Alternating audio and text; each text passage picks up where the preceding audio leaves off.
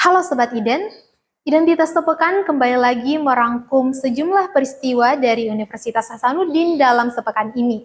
Mulai dari acara Halal Bihalal Visip Unhas, kegiatan Back to Campus IKV Unhas, pengukuhan 3 guru besar FIKP Unhas, Pilmapres Unhas 2025, hingga pembukaan kembali program studi perpustakaan dan sains informasi. Selengkapnya bersama saya Rika Sartika dalam Identitas Sepekan.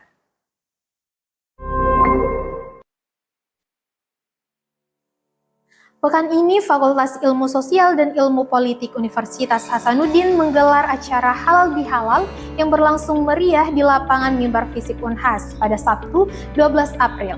Mengusung tema Bersatu dalam Keberagaman, Kuat dalam Kebersamaan, acara ini dihadiri langsung oleh Rektor Unhas, Profesor Dr. Insinyur Jamaluddin Jompa MSc, Dekan Visip Unhas, Profesor Dr. Pil Sukri MSI, serta sejumlah alumni Visip dari berbagai angkatan. Dalam sambutannya, Prof. Sukri menegaskan bahwa keberhasilan sebuah institusi pendidikan tidak hanya diukur dari proses belajar mengajar, tetapi juga dari pencapaian alumninya.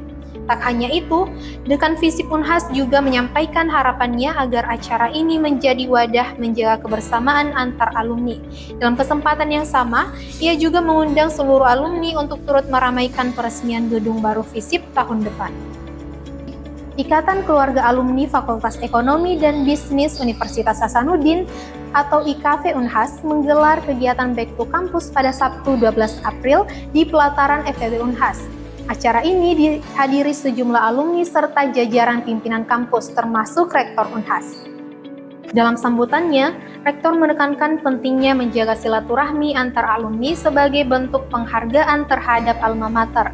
Pada kesempatan tersebut, Rektor juga meresmikan peluncuran aplikasi IKV, sebuah platform digital yang dikembangkan oleh alumni untuk memperkuat jaringan antar alumni. Aplikasi diharapkan menjadi sarana silaturahmi sekaligus kontribusi alumni dalam mengembangkan Unhas.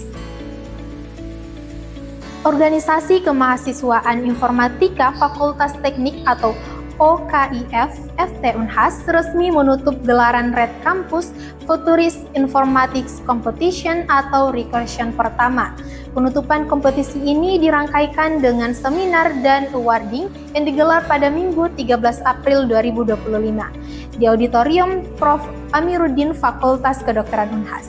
Recursion merupakan kompetisi informatika berskala nasional yang untuk pertama kalinya dilaksanakan tahun ini.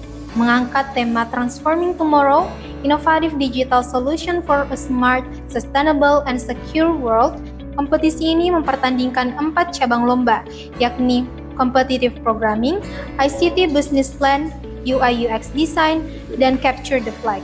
Ketua Panitia Muhammad Zaral Al-Faruq menyebutkan ajang ini diikuti oleh 808 peserta dari 302 tim dan 70 perguruan tinggi se-Indonesia.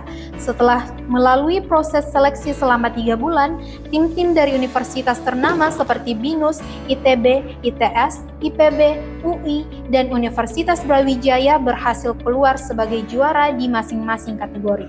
3 akademisi dari Fakultas Ilmu Kelautan dan Perikanan Universitas Hasanuddin resmi dikukuhkan sebagai guru besar dalam sidang Senat Akademik yang berlangsung Selasa 5 April 2025 di ruang rapat Senat Gedung Rektorat Unhas. Profesor Dr. Andi Andri Arif dikukuhkan dalam bidang sosiologi perikanan.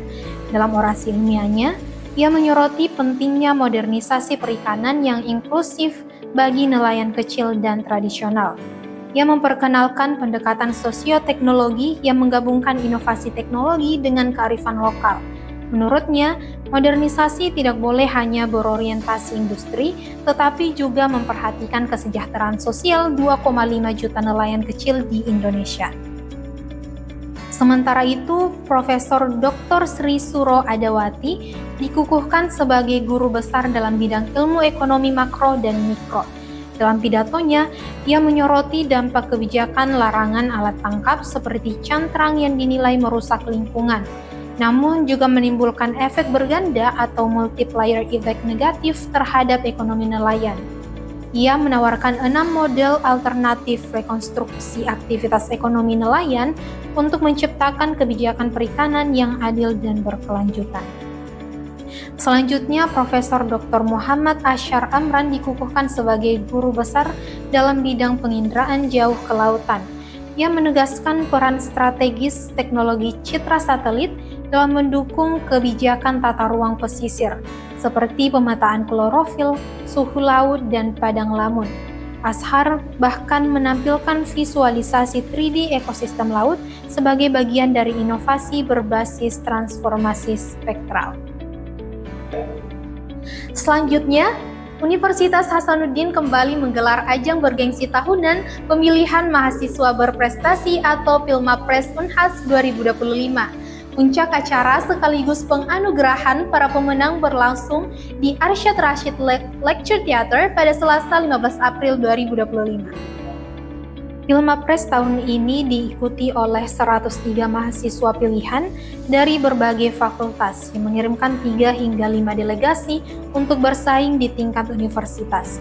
Kegiatan ini merupakan bagian dari upaya Unhas dalam mengembangkan budaya berprestasi dan menyiapkan mahasiswa untuk tampil di tingkat nasional.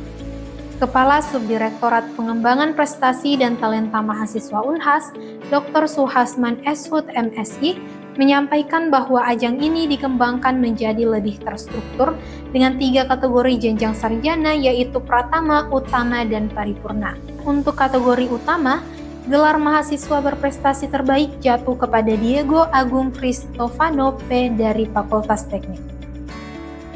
Tak berhenti di situ, Diego kembali mengukir prestasi dengan meraih posisi pertama pada kategori Paripurna, menjadikannya perwakilan resmi Universitas Hasanuddin untuk bersaing di ajang Pilmapres tingkat nasional.